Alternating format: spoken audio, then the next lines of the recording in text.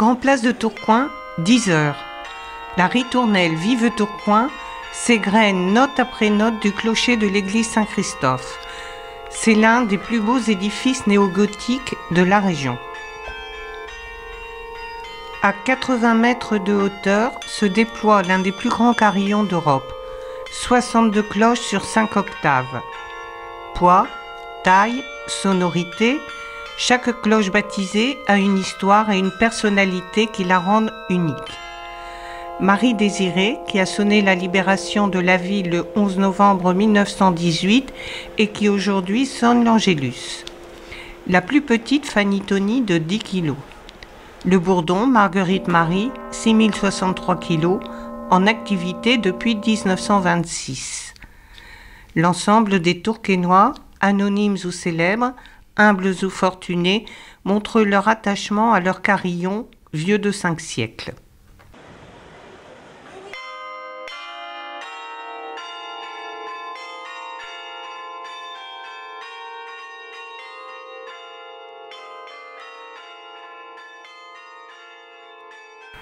4 juin 1961. La foule se presse sur le parvis. 43 cloches commandées à la fonderie Paccard vont rejoindre les 5 cloches de basse qui sonnaient depuis 1924. Ainsi, le carillon de Tourcoing, muet depuis 1868, renaît grâce à la mobilisation de l'association des Amis de Tourcoing et du Carillon et la générosité des mécènes. La presse relaie l'événement et les festivités sont programmées au cours de 2 temps forts.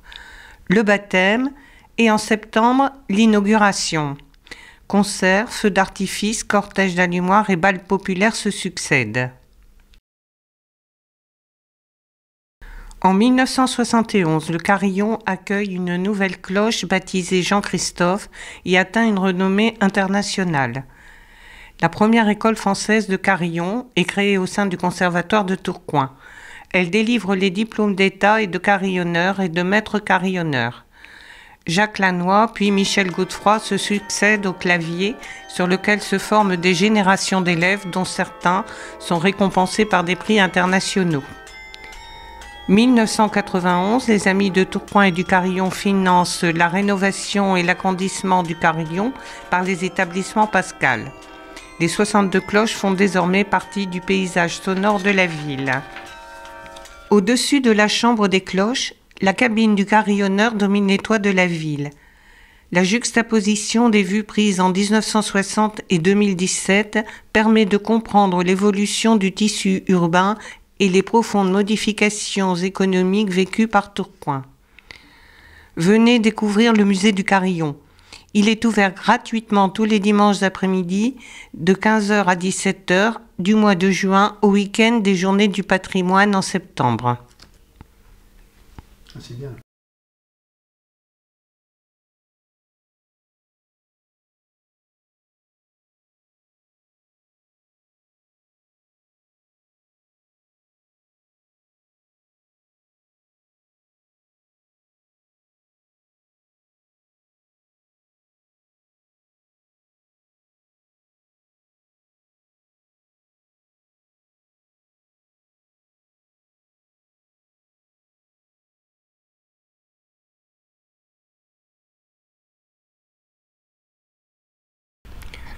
Le second niveau de la tour Saint-Christophe est accessible par un escalier en bois. Nous sommes ici dans la partie ancienne du clocher, datée de la fin du XVIe siècle et fortement remaniée au XIXe siècle. Cette salle se trouvait autrefois juste sous le beffroi où se trouvait la chambre des cloches. Les poutres découpées du plafond témoignent du passage de Marguerite Marie de 6063 kg en 1924. 2 pièces exceptionnelles s'y trouvent encore. À droite, le mécanisme de l'horloge est un impressionnant mouvement en fer forgé établi sur un bâti de chêne dont les parties les plus anciennes datent de la fin du XVIe, début XVIIe siècle. L'ensemble a été entretenu et réparé tout au long du XIXe siècle. Il a actionné les aiguilles des cadrans du clocher jusqu'en 1925. À gauche, le tambour des ritournelles en fer forgé et fonte date de 1701.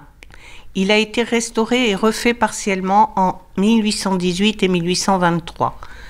Dès le début du XVIIIe siècle, on peut donc affirmer qu'horloge et tambour, reliés entre eux, permettaient de déclencher des airs de façon mécanique aux heures, quarts et demi.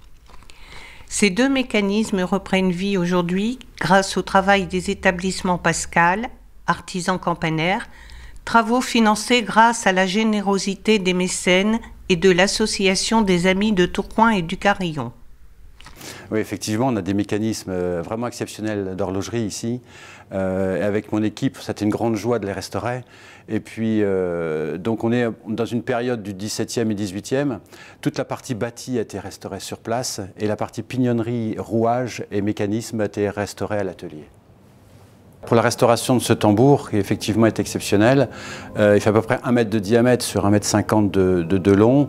On a dû le restaurer sur place. On a créé une petite cabine de confinement pour le faire ici sur place. Et tout ce qui est rouage et engrenage ont été restaurés à l'atelier. On a découvert, chose très intéressante, on a découvert une inscription aussi qui est dolée, qui nous date un peu plus le tambour. On est aux alentours du 18e, 19e. Et Dolé est une petite ville du Pays de Galles où l'acier est vraiment exceptionnel et où les artisans se produisent à cet endroit-là. Voilà, ici je vais remonter la partie mouvement avec l'engrenage à réenclencher.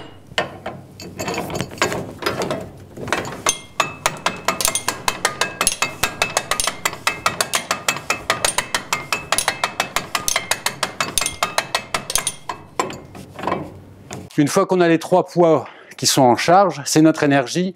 Maintenant, on lance le balancier, donc doucement, une fois, et voilà.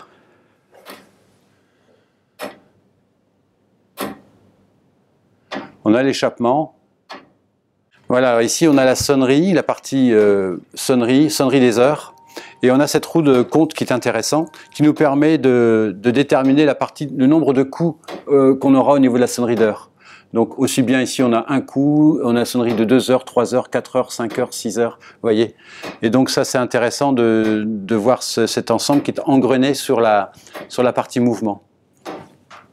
Donc ici on a un système de tambour de ritournelle, un tambour de ritournelle avec des multitudes de picots, hein, on appelle ça des picots, des taquets en vérité, et on a des systèmes de sonnerie avec des leviers pour sonner le marteau de la cloche. Voilà.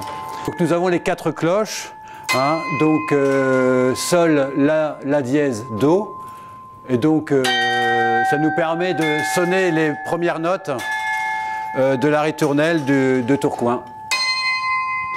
Les cloches ont été coulées à la fonderie Bollé de Strasbourg et elles ont un profil tout à fait intéressant parce qu'on a repris le profil du 18e avec ce profil de cloche qu'on trouvait à cette époque-là, au niveau des cloches carillon.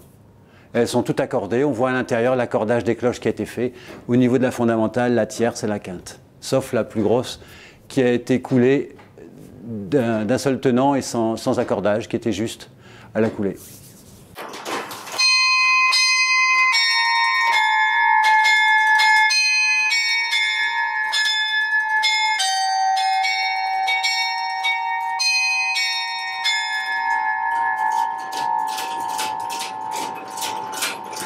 La ville de Tourcoing et l'association des Amis de Tourcoing et du Carillon sont heureuses de pouvoir présenter au public la renaissance d'un patrimoine exceptionnel.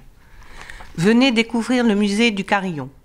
Il est ouvert gratuitement tous les dimanches après-midi de 15 h à 17 h du mois de juin au week-end des Journées du patrimoine en septembre sur réservation à l'Office du tourisme. Bon, générique, je le dépose.